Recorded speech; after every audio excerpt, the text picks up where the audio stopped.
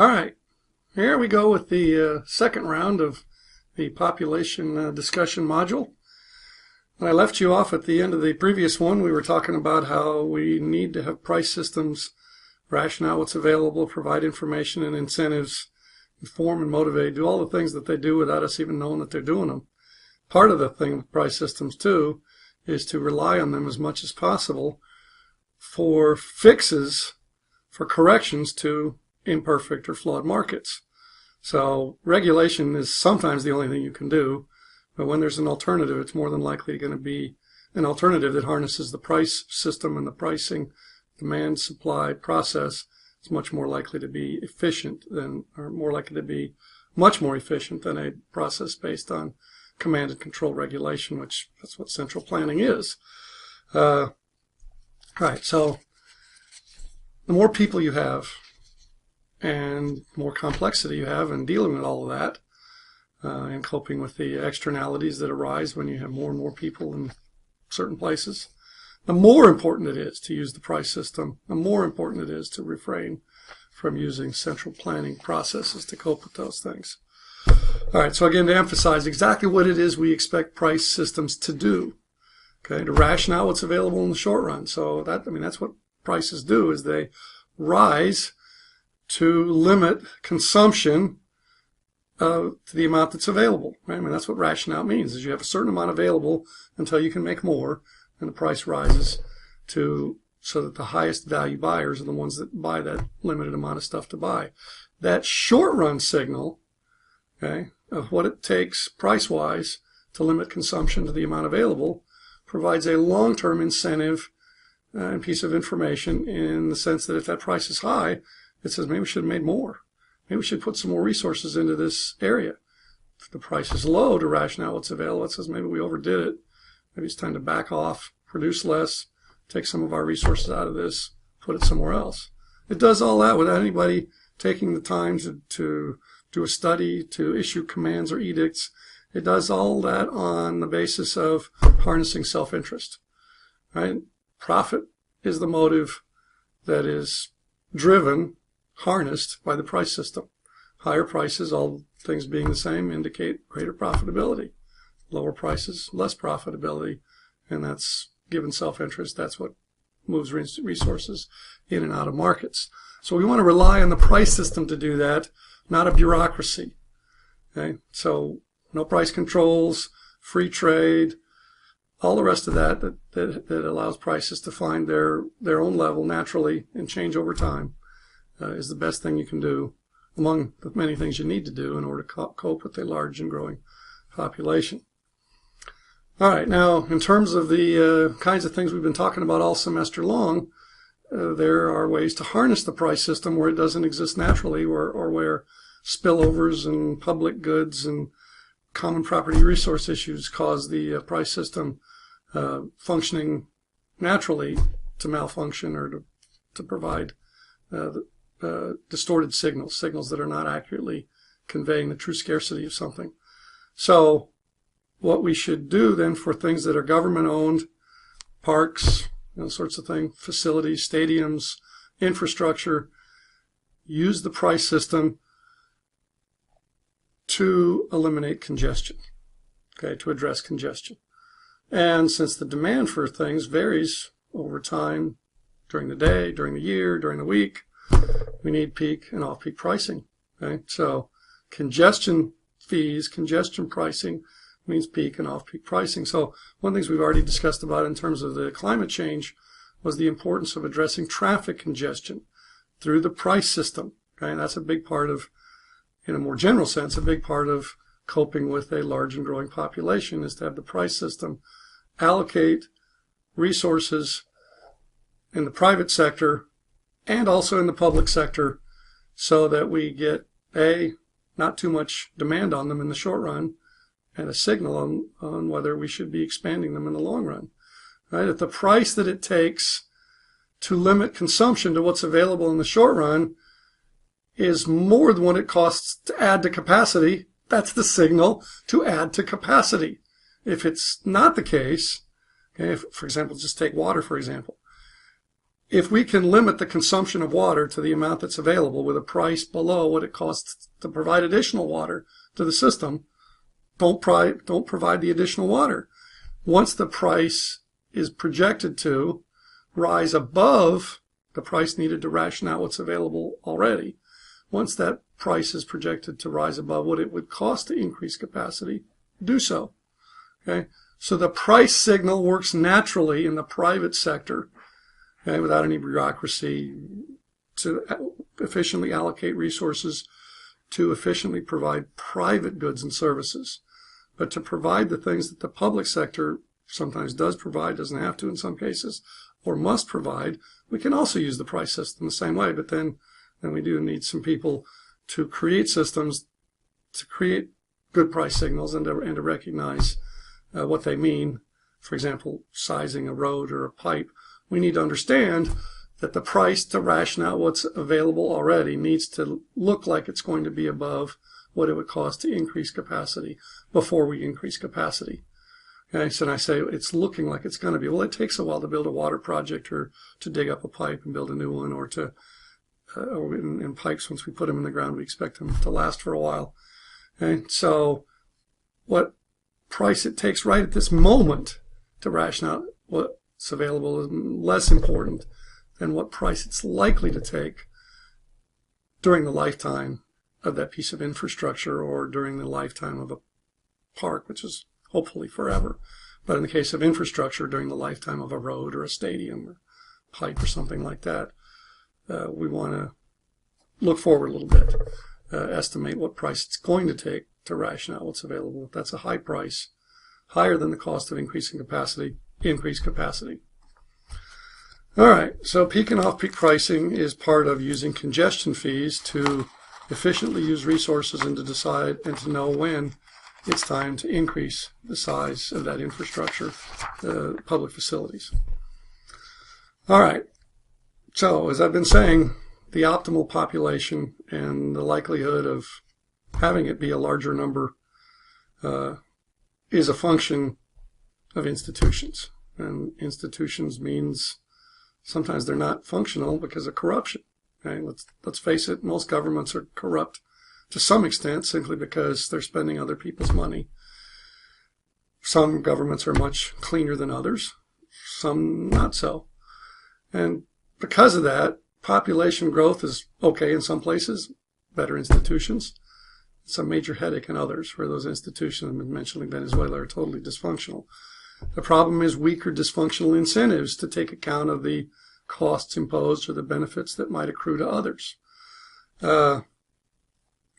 Without institutions like clearly defined property rights and courts to enforce contracts, we don't have sufficient incentive to make long-term investments. Okay, and that's going to be a major problem in coping with large and growing populations, as the entrepreneurs and or the government in some cases are not sure of the long-term efficacy of an investment, the likelihood that it will provide returns on the investment, to construct, and as a result, we don't have enough infrastructure to provide for the current number of people, much less a larger number of people.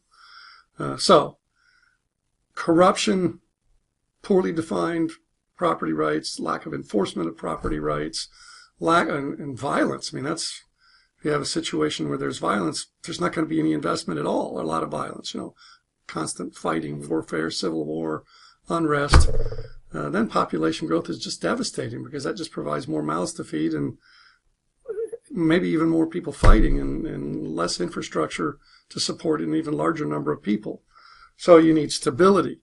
And you need to be able to count on agreements being enforced in order to have a situation where a large and growing number of people can be supported even reasonably, much less through that growth to have an even better situation and come closer to the optimal population that you could support with better institutions. All right, let me turn the page in my script here.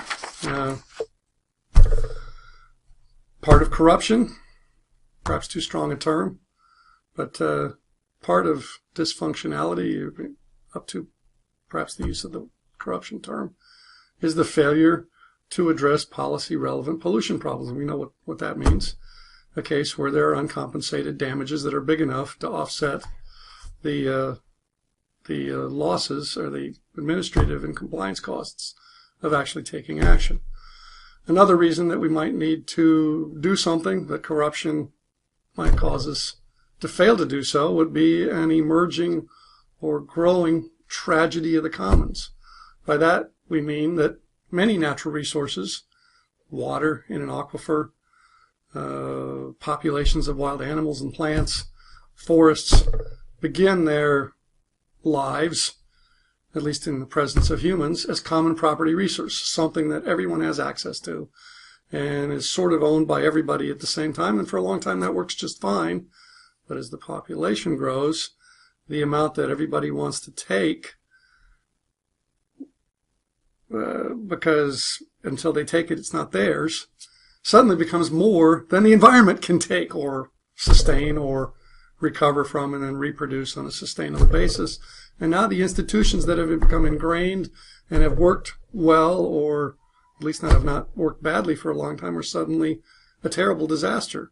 Here in San Antonio, where I'm recording this, I mention this because maybe this video will sometimes be seen by other than my students, we had exactly that kind of a situation. We'll discuss this in this class later on, the aquifer, the Edwards Aquifer that underlies San Antonio and several neighboring counties for the longest time, because it's huge, gets a lot of inflow, has a lot of storage.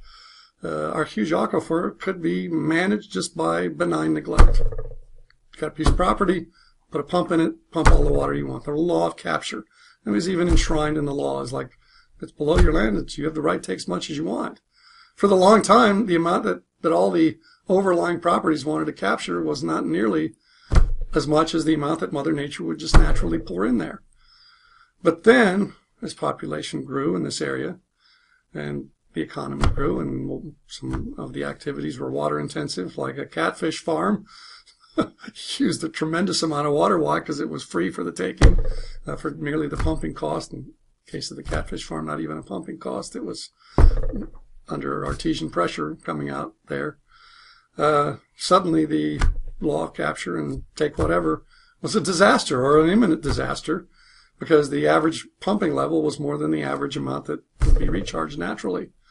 And so something had to be done, but it was a long time till something was done, and I would argue that what was done was, at least limited pumping, but it doesn't allocate the amount of pumping very, very accurately.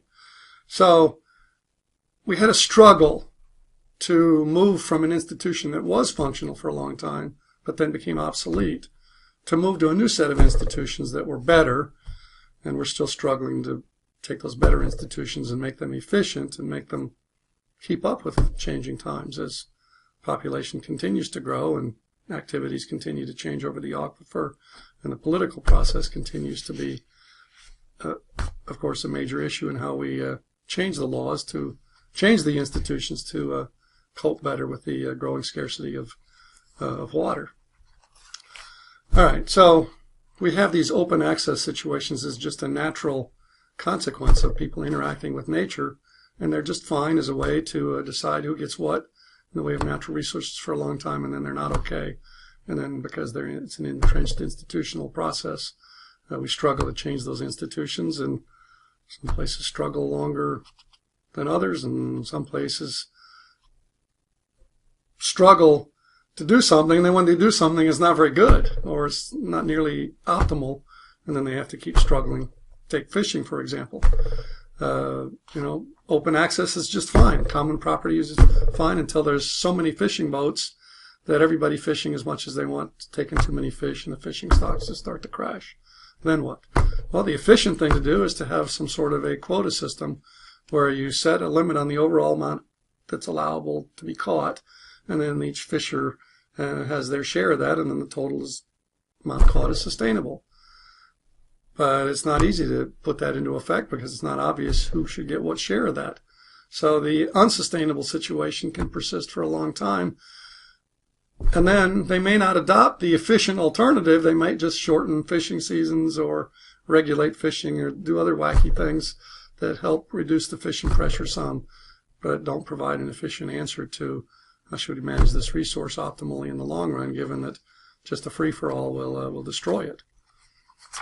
Okay, another thing on this item that I'm about to turn over, I've already mentioned. Again, I do get past or ahead or around or over or through my slides. You'll find all the information, at least in bullet form, that I've gone over in this video on your slides, but it may not be in exactly the issue, exactly the order that I've covered it in. All right. Now my next slide here gets into some stuff that I've already mentioned, but let me just kind of go over all of it at one time together. And that's the issue of, okay, suppose the population is either too large already by whatever criteria you apply, or it's looking like it's going to be, and you want to restrict or reduce the rate of growth. What are your options to do that? One is called a no regrets approach, and I'll cover that in a minute. The other one is, a set of more draconian, and some people would call, would gasp at the thought that they would even be discussed, much less, because you're intruding into very private things, like how many babies are you and your spouse going to have through processes that are not all that certain in terms of their outcomes, even in places where technology for managing births is higher. There are still accidents that then are, okay, well, now what? We had a policy of not more than one child per family, or two or three or whatever. Here comes number 4. Now what do we do? Okay, so one obvious way, and it's obvious because the Chinese have tried it, really draconian, really brutal, definitely inefficient. We have that criteria about the marginal benefits or costs being the same depending on whether it's a good or something where there's a cost involved. Regulating family size, just as a matter of a law in China, the one-child policy. So let's not go there, regardless of what your view is on whether the population is growing too fast or not. That's not the right way to go there. There are other ways that are still pretty draconian, but are at least leverage freedom to some extent through the price system. And I mentioned one of those already. That would be that birth allowance market, where you decide how many births there should be per adult, or maybe per female, since they're the ones that actually give birth. And then you provide those as certificates that are allocated somehow to each man or each woman, and then as families, they use those by having children, and if they have more children than their granted allowances, then they have to go buy more at the market price. But it's a readily observable number, so you know at what price somebody's willing to have to go buy with a smaller family than they might otherwise want, and what others are willing to pay to have a larger family than is granted to them as a right automatically. Again, what that means is you get some number of these allowances automatically per person or per family, and then if they want to have more children than that, then they have to go buy from someone else who then is going to have a smaller family than they would be allowed to for free. Okay, so again, a lot of people would just gasp and say, but that's an efficient process. Doesn't mean good, doesn't mean we should do it. It just means that we decide the goal is important enough. That's a minimum cost minimizing way to get there. And then the other one that I mentioned was you can use the tax system or a fee system to charge people for having children above and beyond what it already costs to go to the hospital and feed the children and all of the rest. On top of that, to charge something through the tax system or through a fee system. And maybe not for the first child or second or even third, but at some point, make it more costly to have additional children, to provide a disincentive through an observable price, to achieve that goal. Again, efficiently. Why efficiently? Because everybody sees the same price, and so the marginal benefits and costs of doing that are going to all be equal to that price. And so there's an equity issue, of course, and some families being wealthier or more able to have children should, the lower income families be granted a larger automatic allowance because they're less able to go into the market and buy one should they want a larger family. Details. The overall idea is that you're going to set a limit. How you allocate it, the overall total number of allowances is a side issue. You set the total limit and let the market work then in terms of allocating those among the different users. Now, the issue of tax treatment, one thing that comes up is, does that mean you have to have an income tax system? to do that, to make that a deduction or a credit or something. No, not necessarily. I mean, you can make it apart from the tax system by having it be a fee charging process, or it can be part of a different kind of a tax system other than income tax systems. There's something called the fair tax. You can Google that and look that up. It's a sales tax. And it doesn't have to be the so-called fair tax method, but basically the idea of that specific method, so that's why I mentioned, so you can look it up, FAIR, it's an acronym, the fair tax, is that to be fair, non-regressive, a sales tax needs to provide some sort of an exemption for lower income families. And the way that process does that, that fair tax does that, is it says every person is going to get X dollars every year as just a rebate check, period. Okay? Which means that lower income families will basically have their amount that they pay in taxes refunded, maybe more than refunded.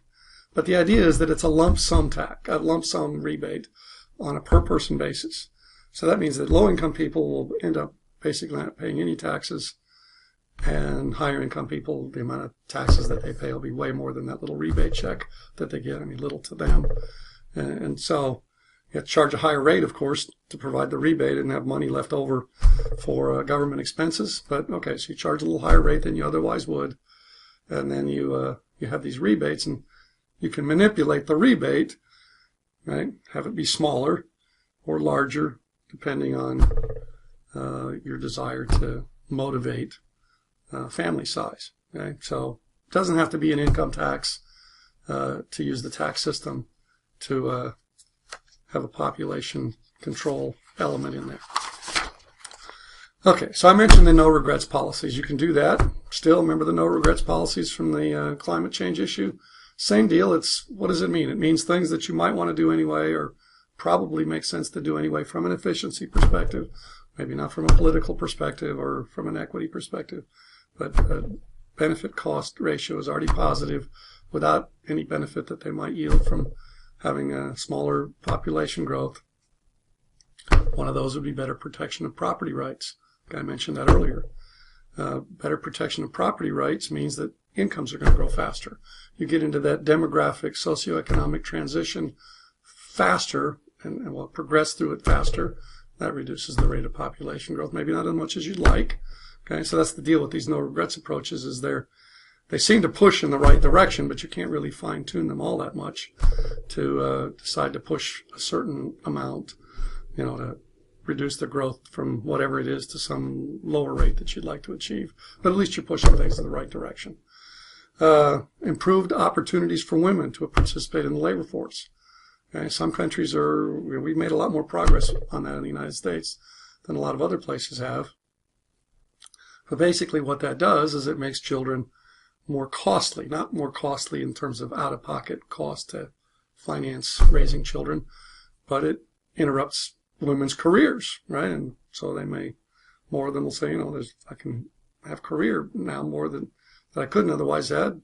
So now I'd like to be done having children at a smaller number to be able to move off into the labor force and satisfy that desire alongside having a family, but now a smaller one because that's more career friendly. Reform of the pension system, retirement policy. One reason that family size is larger and population growth is bigger in some places is there's not much of any pension or retirement system other than have a lot of kids and hope they support you. And so that's what they do. And then back to that old axe that I like to grind, school system improvement and higher rate of survival of children, not just have them be smarter and more productive, but have them survive at a higher rate, then you won't want to have as large of a family. And that part of that is the transition thing, is the survival rate may improve before you discover that it has, and so then suddenly the population growth accelerates because people the mortality rate is lower and you're still having the same number of kids that you would have based on you want some of them, just more of them, enough of them to survive. All right, last but not least in this population module is the notion that maybe all you want to do is just rely on that demographic transition. So push push on the economic growth button as hard as you can. That means push down on the corruption button, because that's the most damaging thing, the most devastating thing you can do to prevent economic growth, is to have a place where people can't count on their investments staying whole, right? In other words, they don't want it to be destroyed by violence, or to have somebody steal it from them, or to not be able to pay their bills because somebody that they were counting on to keep a promise got away with not having to keep it. Those are the sorts of things that you want to do to accelerate that demographic transition that lowers the population growth. Now, one disadvantage of that, I mean, you want to do it for sure, but one disadvantage of that is that the population will grow faster at first, because people will still be the same mindset of, I better have a big family for pension and, labor force for the farm and old age support. They'll still be in that mindset for a while until they realize that those things are no longer as important as they used to be, and then they'll start having smaller families. So at first it'll accelerate because more kids will be surviving, and they'll, population will grow more than it otherwise would. All right, so that concludes the discussion of population. Of course, I didn't fill up the 75 minutes with it that I'm sure that I would have if we had this in class, because there was no opportunity to interact. So what I'd like to see you do before we meet again in class is to go online, okay, and react to some of this with economic content as much as possible. Limit the I feel, we should kind of thing. If your statement starts with I should, you're doing normative economics. And we can have an editorial section where we argue that a little bit, but let's hold off on that part until we're solid on the positive economics. If this goes up, that goes down. If that goes up, that goes up. That's what I mean by positive economics. And the anecdotal stuff, let's make that the basis of a hypothesis, but not the basis of conclusions. All right, well, we'll see you soon. And with the externalities that arise when you have more and more people in certain places, the more important it is to use the price system, the more important it is to refrain from using central planning processes to cope with those things. All right, so again, to emphasize exactly what it is we expect price systems to do, okay, to ration out what's available in the short run. So that's what prices do, is they rise to limit consumption to the amount that's available, right? I mean, that's what ration out means, is you have a certain amount of. All right, here we go with the second round of the population discussion module. When I left you off at the end of the previous one, we were talking about how we need to have price systems ration out what's available, provide information and incentives, inform and motivate, do all the things that they do without us even knowing that they're doing them. Part of the thing with price systems, too, is to rely on them as much as possible for fixes, for corrections to imperfect or flawed markets. So available until you can make more, and the price rises so that the highest value buyers are the ones that buy that limited amount of stuff to buy. That short run signal, okay, of what it takes price-wise to limit consumption to the amount available provides a long-term incentive and piece of information, in the sense that if that price is high, it says maybe we should have made more. Maybe we should put some more resources into this area. If the price is low to ration out what's available, it says maybe we overdid it. Maybe it's time to back off. Regulation is sometimes the only thing you can do, but when there's an alternative, it's more than likely going to be an alternative that harnesses the price system and the pricing demand-supply process. It's much more likely to be efficient much more efficient than a process based on command and control regulation, which that's what central planning is. Right, so the more people you have and more complexity you have in dealing with all of that and coping, produce less, take some of our resources out of this, put it somewhere else. It does all that without anybody taking the time to do a study, to issue commands or edicts. It does all that on the basis of harnessing self-interest, right? Profit is the motive that is driven, harnessed by the price system. Higher prices, all things being the same, indicate greater profitability. Lower prices, less profitability. And that's, given self-interest, that's what